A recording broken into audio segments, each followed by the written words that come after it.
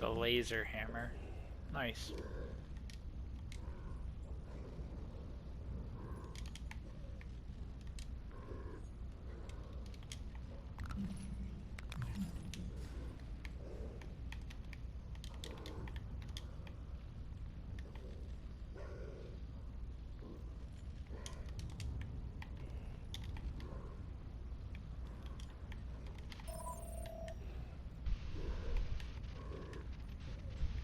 What's up, Hammer?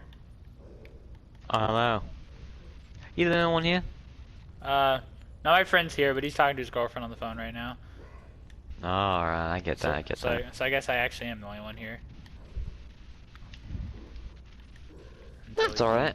Until he gets back.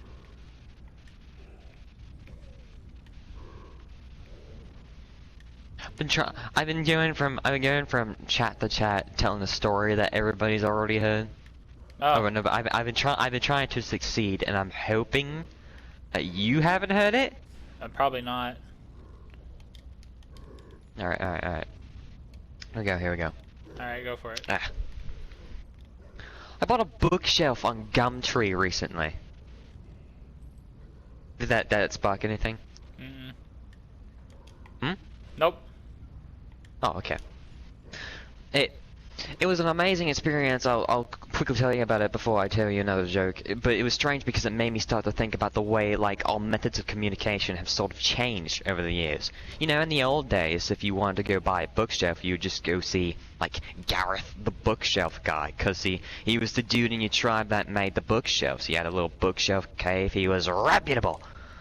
Now any mad bastard can just sell their shit on Gumtree. You know what I mean? As a species, we're sort of able to cope in knowing and gossiping about and around like 100 to 150 people. That's like our limit of our tribe. Any more than that and it starts to get confusing, which is why we created abstract constructs like territories and deities to unite a larger group of people under an imaginary common factor. And it works a treat because we only really gather en masse on special occasions, but I think like social media here and it's just fucking all that up, you know. I don't think we're able to deal with the thousands of people we're connected to on a daily basis, and as a result, we neglect our immediate 150. You know, that's why I don't get invited to parties anymore. It's not because I ramble on about veganism and fisting old ladies. It's because I'm not on Facebook and everybody just assumes that you are.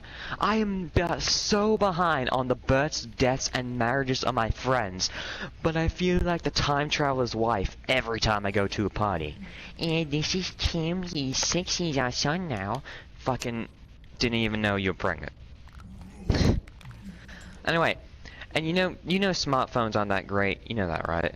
They're not as great as you think you are. You don't need the internet in your pocket. You work at Kohl's, okay? You're not working for the president. But also, what was the point of developing opposable thumbs for you to take a photo of your head, post it on the internet, and then stand by for validation? No one gives a fuck about your head. They only ever give a fuck about your head so they can take a picture of their photos and post it on the internet and then stand by for validation. People who give a fuck about your head will at some point see it in real life. Fuck your head and the neck it rode in on. Your vanity is sucking up my bandwidth. Okay. That's what's going on in my head as I'm looking for a bookshelf, because you know when you put something on when you put something at like in the search bar on like eBay or Gumtree or any sort of shopping site, it sometimes gives you like the exact opposite of what you're searching for. You know? Sure. Say you type that in and it's like bookshelf, gramophone. And then you keep looking and it's like bookshelf, combine harvester, what the fuck? Huh, it's actually a pretty good price. Okay, alright. I'll get to the fucking point.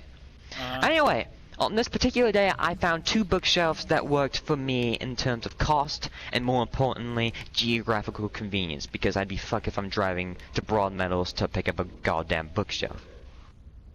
So I type in bookshelf and I see the two things and I'm like, okay, one cell is Kathy and the other is Morgan. I send them both the same text message saying, hello, I saw your bookshelf on Gumtree, is it still available? Kathy texts back straight away saying, sorry, it went this morning. And I'm like, that's cool, Kathy, I'm sorry I gave you an annoying voice in the retelling of the story. Morgan's response came in a couple minutes later and simply read, it was my wife's bookshelf. How the fuck do you respond to that? Especially since it doesn't answer my fucking question. He used past tense in a sentence and it unnerved me slightly. I'm like, oh, I should probably just find another bookshelf. And then I noticed he lived in the suburb next to me, so I replied, is it still available? And he just responded with a Y. Just the letter Y. Is he asking me why I want to know if it's still available? Or is he asking yes, and he's just so in the throes of grief that he can't manage to put an E and an S at the end. So I assume it's a Y for yes, so I respond, when's a good time to pick it up? No reply for 15 minutes. So I'm like, fuck, I'm probably gonna have to go find another bookshelf. But then I realize he spent those 15 minutes crafting his response because it's a fucking thesis!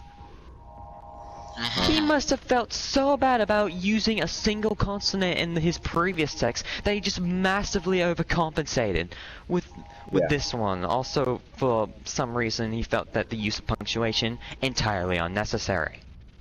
So it's just one obscenely long sentence. I got a text. Lucky me. Probably a fucking thesis. Damn. Wow. So this extremely long text which reads, you must come and pick up now. I only have short time here at house and also at Y, so bring van or trailer and this there, but I can help you carry downstairs. If you can't park up front, you pass the ring bell and I help you carry it to trailer van. I only accept cash, and if you do not come now, I sell it to someone else. I don't think anyone cares.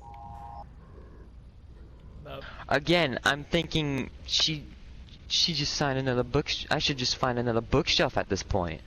But now I am fascinated by Morgan, and I simply must meet the man.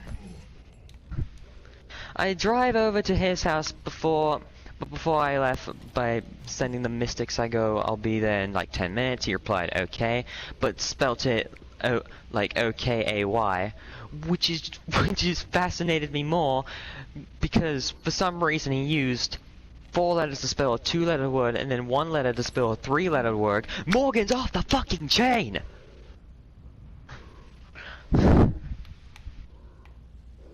Damn. Got him. Okay. I stroll along to his house. Strolling along over to his house, and I just am pictured to what he's going to be like. I wonder what ethnicity he'll be. I wonder if he's like an old man. Wonder if he's English. But I don't want to racially profile him. But looking at the house and everything, I thought he was like a designer of some kind, but apparently not.